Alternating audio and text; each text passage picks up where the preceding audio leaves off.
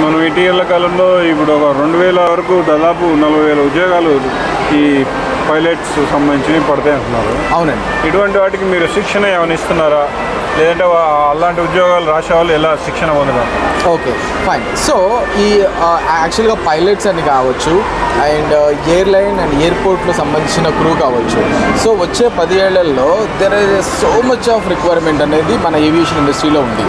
So మనకి ఎప్పుడైతే ఎయిర్పోర్ట్లు పెరుగుతాయో and airlines పెరుగుతాయో and ఎవరైతే ప్యాసింజర్స్ తిరిగే వాళ్ళు, మనకి ఈ మధ్యకాలంలో టికెట్స్ కాస్ట్ మనకి చాలా రెడ్యూస్ అయిపోతున్నాయి, చాలా తక్కువ ప్రైజ్లకే వస్తున్నాయి. కాబట్టి సో చాలామంది పీపుల్ ఏంటంటే ఫ్లైట్లో ట్రావెల్ చేయడం చాలా ఈజీ అయిపోయింది ఈ రోజుల్లో. సో దట్ ఈ ఏవియేషన్ ఇండస్ట్రీ గ్రోత్ అనేది గణనీయంగా, అంటే before Covid and after Covid మనం చాలా వ్యాస్ట్ చేంజ్ అనేది మనం బాగా చూడొచ్చు అనమాట ఇందులో. అండ్ మోరోవర్ మీరు అన్నట్టుగా కొన్ని వేల కొద్ది ఎయిర్ క్రాఫ్ట్స్ ఆల్రెడీ ఆర్డర్ చేసి పెట్టారు. సో కొన్ని వేల కొద్ది ఈ ఎయిర్ క్రాఫ్ట్ ఆర్డర్లో ఉన్నాయి. కాబట్టి ఆ ఎయిర్ క్రాఫ్ట్ని నడపడానికి పైలట్స్ కావాలి, దాంతోపాటు ఆ ఎయిర్లైన్స్ నడిపించడానికి ఆ పర్టికులర్ సిబ్బంది కావాలి, అండ్ వాటికి సంబంధించిన ఆపరేషన్స్ చూసుకోవడానికి, అండ్ ఆ ఎయిర్పోర్ట్స్ పెరుగుతూనే ఉంటాయి, సైజెస్ పెరుగుతూ ఉంటాయి, టెర్మినల్స్ పెరుగుతూ ఉంటాయి. కాబట్టి సో వచ్చే 10 ఏళ్లలో మీరు అన్నట్టుగానే ఖచ్చితంగా ఇది చాలా హ్యూజ్గా రిక్వైర్మెంట్ ఉండబోతుంది. Branches in Hyderabad, Vizag, Bengaluru, Goa and Vijayawada.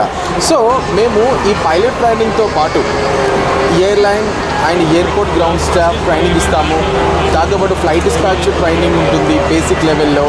Air ticketing and air cargo management అని చాలా రకాల కోర్సెస్ ఉన్నాయండి. మనకి ఏంటంటే డిగ్రీ ఇంజనీరింగ్లో మనకు తెలిసిన ఏవైతే బ్రాంచెస్ అందరికీ తెలుసో, బట్ ఏవియేషన్లో ఇన్ని రకాల కోర్సులు ఉన్నాయని చాలామంది పిల్లలకి తెలియదు, బయట అవేర్నెస్ లేదు. సో దట్ మీకు వాటికి కావాల్సిన ఇన్ఫర్మేషన్ ఏదన్నా క్యాజువల్ అసలు ఇన్ఫర్మేషన్ తెలుసుకోవాలని అనుకుంటే డెఫినెట్గా మా ఏరో ఫాల్కన్స్కి కాల్ చేస్తే మేము పిల్లలకి ఖచ్చితంగా ఈ ప్రాపర్ ఇన్ఫర్మేషన్ అనేది త్రూ ఫోన్ కాల్ అయినా ఇస్తాము. If you are interested to come down to our academy, so మీరు 1 hour అయినా 2 hours అయినా ఆ పిల్లల్ని ఎట్లా మనం వాళ్ళకి గైడ్ చేయాలి, వాళ్ళు అంటే మినిమం ఇంటర్మీడియట్ స్థాయి నుంచి డిగ్రీ స్థాయి వాళ్ళు కావచ్చు ఆర్ ఇంజనీరింగ్ స్థాయి వాళ్ళు కావచ్చు, వీళ్ళందరూ కూడా ఈ కోర్సెస్లోకి చక్కగా జాయిన్ అయ్యి హ్యాపీగా చాలా తక్కువ డ్యూరేషన్లోనే, ఇప్పుడు పైలట్ ట్రైనింగ్ అనుకోండి ఒక 2 yearsలో మనం పైలట్ ట్రైనింగ్ కంప్లీట్ చేసేసుకోవచ్చు అండ్ ఎర్లీగా మనం జాబ్ కొట్టేసేయచ్చు. అండ్ వాటితో పాటుగా ఈ గ్రౌండ్ క్రూగా పనిచేసే ఏవైతే డిపార్ట్మెంట్స్ ఉన్నాయో ఒక 6 months or 8 months is more than enough. So అట్లా షార్ట్ టైంలో మనం ఏవియేషన్లో చాలా ఈజీగా కొట్టవచ్చు. అండ్ మోర్ ఓవర్ మనం ప్రీవియస్గా చూస్తే నార్త్ ఇండియన్స్ ఎక్కువగా చూస్తాం మనం ఎయిర్పోర్ట్స్లో. బట్ ఈ కమింగ్ డేస్ ఎలా ఉన్నాయంటే ఇప్పుడు మనకి ఆంధ్ర తెలంగాణ పీపుల్ ఈ ఏవియేషన్ మీద చాలా ఇంట్రెస్టెడ్గా వస్తున్నారు. మాకు కూడా చాలామంది పిల్లలు అప్రోచ్ అవ్వడం, ప్రతిరోజు ప్రతి గంటకి మాకు ఈ ఎంక్వైరీస్ వస్తూనే ఉంటాయి, అడ్మిషన్స్ అవుతూనే ఉన్నాయి. సో ఇక్కడ ఉన్న మన ఆంధ్ర తెలంగాణ పీపుల్కి మాత్రం చాలా ఇంట్రెస్ట్ వచ్చింది. సో ఈరోజు జరుగుతున్న ఎయిర్ షోలో మీరు చూడవచ్చు ఎంతమంది హ్యూజ్ క్రౌడ్ వచ్చారు. సో చాలామంది బయట నుంచి వచ్చారు అండ్ హైదరాబాద్ లోకల్ వాళ్ళు వచ్చారు ఈ షో కోసం అని, బయట రాష్ట్రాల నుంచి అండ్ ఇంటర్నేషనల్గా కూడా బిజినెస్ మీటింగ్స్ వచ్చినాయి. And which is a very good for wings 2024. చాలా బాగా జరిగింది ఈ సంవత్సరం. అంటే మనకి కోర్సులకు ఏమైనా ఫీజు ఎంత అని ఉంటుందా? యా, ఈ కోర్సెస్ అనేవి ఖచ్చితంగా ఫీజులతో కూడుకున్న విషయమేనండి. ఎందుకంటే వీటికి ట్రైనింగ్ ఇవ్వడానికి ఏంటంటే అందులో సర్టిఫైడ్ అయిన హోల్డర్స్ మాత్రమే ట్రైనింగ్ ఇవ్వడానికి ఉంటుంది. అంతేగాని ఎవరు పడితే వాళ్ళు వచ్చి ట్రైనింగ్ ఇవ్వడానికి కుదరదు. సో ఆ సర్టిఫైడ్ ట్రైనర్స్ ఎవరైతే ఉంటారో we have to pay high salaries. Suppose మీరే మీ పిల్లలే ఒక 10 ఏళ్ళు 15 ఏళ్ళు ఒక ఎయిర్లైన్స్లో ఒక మంచి సర్టిఫైడ్ అయ్యి వాళ్ళు ఒక అకాడమీకి వచ్చి వాళ్ళు పాఠాలు చెప్పాలంటే వాళ్ళకు వస్తున్న శాలరీలు అంతా ఎంత వదులుకొని రావాలి. అండ్ మోర్ ఓవర్ వర్క్ చేయడంతో పాటు దాన్ని టీచ్ చేసే విధానం కూడా వాళ్ళలో ఉండాలి. సో కొంచెం ఇది హైలీ ప్రొఫెషనల్ ఇండస్ట్రీ కాబట్టి ఖచ్చితంగా ఈ ఫీజెస్ అనేవి కొంచెం ఎక్కువే ఉంటాయి. అండ్ పైలట్ ట్రైనింగ్ చేయడానికి సిపిఎల్ ఒక స్టెప్లో మనకి 45 lakhs దాకా అవుతుంది. అండ్ కంప్లీట్ పైలట్ ట్రైనింగ్ ఏటీపీఎల్ అవడానికి 70 lakhs దాకా ఖర్చు అవుతుందండి. ఇది నార్మల్గా ఈ ground crew, air ticketing, air cargo management ఇలాంటివన్నీ మనకి 1.5 lakhలో మనకు అయిపోతుంది అనమాట. చాలా హ్యూజ్గా అయ్యేది ఏంటంటే పైలట్ ఒకటే. అంటే ఎంత అమౌంట్ పెట్టలేరు కదా పేదలు మామూలుగా ఈ పైలట్కు దానికో వచ్చేవాళ్ళు. అవునండి, ఇంత అమౌంట్ పెట్టలేరు కదా 40 lakhs అంటే మామూలుగా సివిల్స్ చదివేటోళ్ళే అంత కాస్ట్ పెట్టట్లేదు. అవునండి, అట్లాంటప్పుడు ఇంత కాస్ట్ వాళ్ళు భరించడం కష్టం కదా, అలాంటి వాళ్ళకి తక్కువ. రైట్ అండి. సో మనము 70 lakhs పైలట్స్ ట్రైనింగ్కి పెట్టలేమని అనుకుంటున్నాం, మరి ఎంబీబీఎస్ చేయడానికి మరి 3 కోట్లు ఖర్చు పెట్టుకుంటున్నాం కదా. So with comparing to that pilot training ఇంకొంచెం తక్కువ ధరే. బట్ ఏంటంటే ఫ్లయింగ్ చేయాలి. ఇప్పుడు ఫ్లయింగ్ చేయాలి అంటే మనం చిన్నప్పుడు స్కూల్స్లో ఉన్నప్పుడు కానీ అలా అద్దె సైకిల్ తెచ్చుకునేవాళ్ళం, వాటికి రెంట్ పే చేసేవాళ్ళం. సో నౌవేడేస్ కార్స్ నేర్చుకుంటున్నాం, అవి రెంట్కి తెచ్చుకొని నేర్చుకోవాలి. సో అట్లా రెంటల్కి తెచ్చుకున్న ఒక ఎయిర్ క్రాఫ్ట్కి వాటికి ఫ్యూయల్ ఛార్జెస్ ఉంటాయి, ఎయిర్పోర్ట్ ఛార్జెస్ ఉంటాయి, ఇవన్నీ ఖర్చుతో కూడుకున్నవి కాబట్టి పర్ అవర్ అప్రాక్సిమేట్గా 20,000 లాగా వీళ్ళ పైలట్ ట్రైనింగ్లో అవుతుంది. సో వీళ్ళు 200 hours ఆఫ్ ఫ్లయింగ్ సిపిఎల్లో చేయాలి కాబట్టి ఖచ్చితంగా అది 40 lakhs వరకు ఖచ్చితంగా అవుతుంది. అంటే ఇప్పుడు ఇది గవర్నమెంట్ దాంట్లో కూడా అంతేనా, ఇది సేమ్ ఉంటుందా? అంటే ఇది అంటే మీరు ఈ పైలట్ ట్రైనింగ్ గురించి అడుగుతున్నారు కాబట్టి ఎఫ్టీఓ అని ఉంటుందండి, ఫ్లయింగ్ ట్రైనింగ్ ఆర్గనైజేషన్, ఎఫ్టీఓ అని ఉంటాయి. సో ఈ ఎఫ్టీఓ ఏంటంటే అవి గవర్నమెంట్ అండర్ రికగ్నైజ్డే ఉంటాయి. బట్ వాళ్ళకి గవర్నమెంట్ ఎంతైనా కానీ ప్రతి స్టూడెంట్కి ఫ్రీగా మనకి బీటెక్ ఇచ్చినట్టుగా ఇట్స్ నాట్ పాసిబుల్ అండి. బికాజ్ ఎందుకంటే డిమాండ్ ఫర్ పైలట్స్, ఎందుకంటే వాళ్ళు అంతగా ట్రైన్ అయ్యి వాళ్ళు అప్గ్రేడేషన్ అవుతూ ఉండాలి. అండ్ సిమ్యులేటర్స్ కూడా ఒక్కొక్క సిమ్యులేటర్ కొనాలంటే నియర్లీ 70-80 crores అవుతుంది అనమాట ఒక సిమ్యులేటర్. సో దాని మీద వీళ్ళు చేయాల్సి ఉంటుంది టైప్ రైటింగ్. సో అది చాలా ఎక్స్పెన్సివ్. అంటే ఆ టెక్నాలజీ అనేది ఒకటి పక్కన పెడితే ఇది ఏదో ఒక పర్సన్తో అయ్యేది కాదు కదండి, it's a mixing of all the departments. So అన్ని డిపార్ట్మెంట్స్ వాళ్ళకి శాలరీస్ ఇచ్చుకోవాలి, ఇంత పెద్ద ఎయిర్పోర్ట్ని మెయింటైన్ చేయాలి. సో వెదర్ ఏటీసీ వాళ్ళు ఉంటారు, and ground level down line staff నుంచి హై ఎండ్ స్టాఫ్ వరకు ఉంటారు కాబట్టి ఎవ్రీబడి డిపెండ్స్ ఆన్ దిస్ అని. ఇది హై అంటే మనం పెట్టే ఇన్వెస్ట్మెంటే like we will get good salaries. So ఒక పైలట్కి స్టార్టింగ్ ఎలా అయినా కానీ 2.5 lakh లేదే ఇప్పుడు లేదండి. సో వాళ్ళకి ఎక్స్పీరియన్స్ వచ్చే కొద్దీ నెంబర్ ఆఫ్ ఫ్లయింగ్ అవర్స్తో వాళ్ళు చాలా హ్యూజ్గా వాళ్ళ శాలరీస్ అనేవి ఉంటాయి. అంటే వీళ్ళే కాదు, సో మేము పైలట్ ట్రైనింగ్ 70 lakhs పెట్టుకోలేము అని అనుకున్న పిల్లలు they can convert in to the ground. అంటే మనకి airline ground staff and airport ground staff, air ticketing, air cargo management అని కొన్ని కోర్సెస్ ఉంటాయి.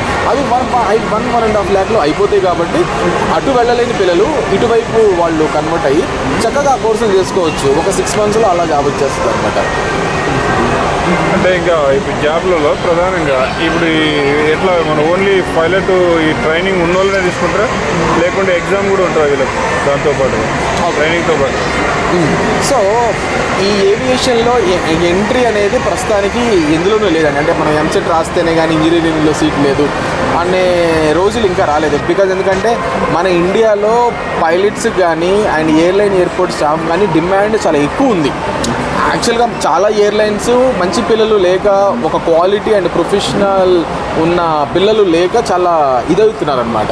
సో చాలామంది స్టాఫ్ రిక్వైర్మెంట్ ఉంది first of all. So that ప్రస్తుతానికి అంత కాంపిటీషన్ లేదు కాబట్టి సో మాకు కూడా అంత కాంపిటేటివ్ ఎగ్జామ్స్ లాగా పెట్టి ఆ ఎంట్రన్స్ టెస్ట్లు అనేవి ఏమీ ఉండవు.